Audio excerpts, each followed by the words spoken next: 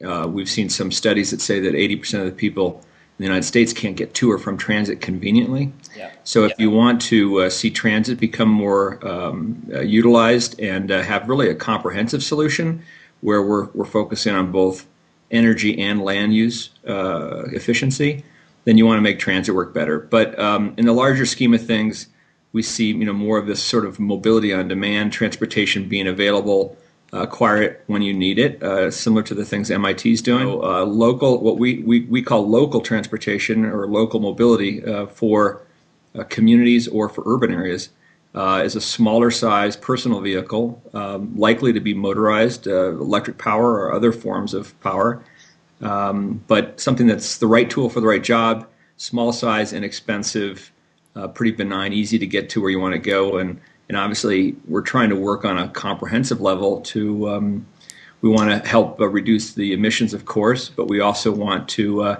make transportation a lot more affordable for people. They don't have to work so much to be able to get around and have their mobility. And then we want to also enhance traffic flow and the movement, as you guys are, the Movement Design Bureau. And then fourth, we want to make a change, recognizing that a lot of people, or the majority of people, are very focused on powered transportation like their automobile. That we see a lot of people with good efforts around bicycles and walking and things, but we don't see we still see the number of cars on the planet continue to grow at a staggering rate. Yeah. So we think the solution has to be really attractive to drivers.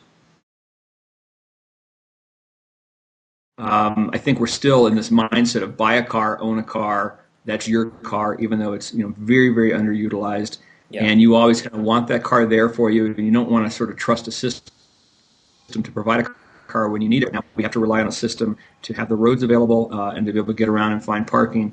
So there is a system level at anyhow. Yeah. But so I really see the future largely much more this mobility on demand, although we see that in cities like we're in London, where you are, where far less car ownership in the future and far more mobility on demand. And then in the suburbs, we see people owning smaller vehicles and then being able to go to a station and get a bigger vehicle when they need that bigger vehicle. They can essentially extend their mobility with these various options. Yeah. And then connect all these sort of zip car-like services, but more right-sized, together with transit, together with our iPhone becoming this great tool for hitchhiking or getting cabs or getting on jitneys, and we become much more of this kind of, the consumer becomes more like a Tarzan swinging from vine to vine with all these great options. And right now, we're dealing against a system that has a whole ecosystem built up around it. I mean, the automobile is essentially a monoculture. The roads are fit to it, the houses are fit to it, all these things. And certainly our visions aren't so dramatically different from changing the automobile, but to kind of get to create a sort of a network. If I can live in a region in the United States and have a little vehicle that I drive to a transit station, get good transit to another part of the region, and then have a last mile rental, that smaller vehicle might want a safe travel zone or a wider bike lane to be really inexpensive vehicle.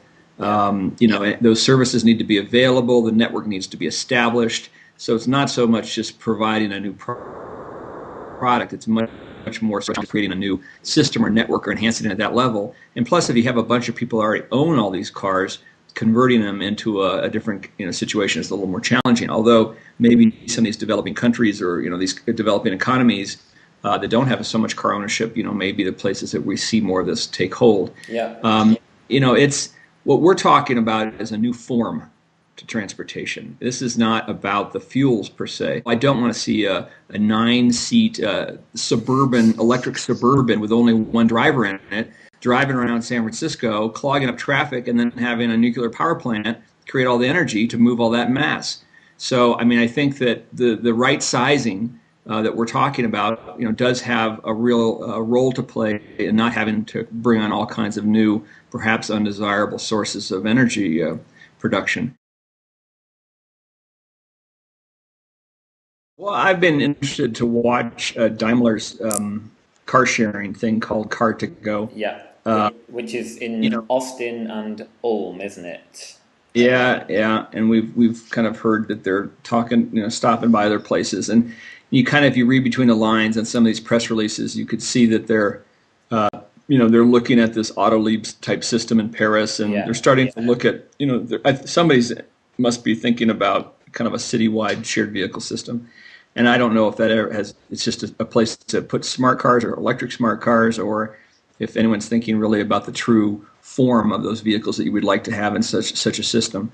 But, I'm in, all these automakers can talk about this all they want.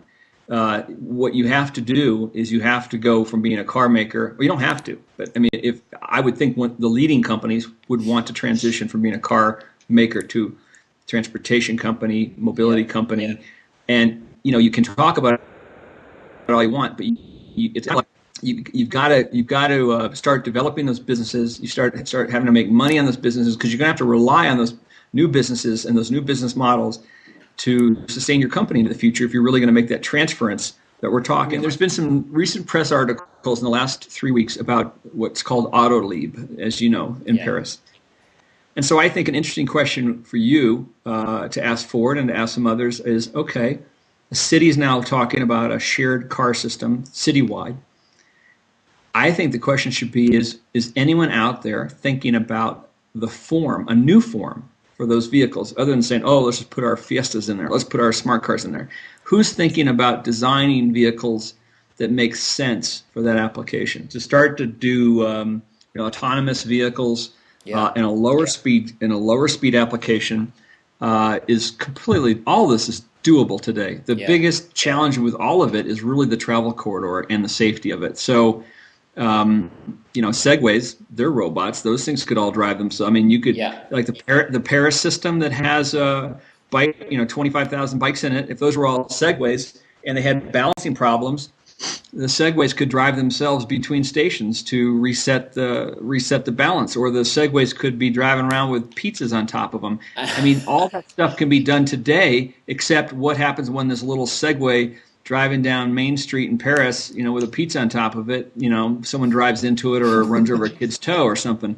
So it's really about the travel corridor and those kinds of issues of integration of the city that are the biggest things holding it back, not the technology.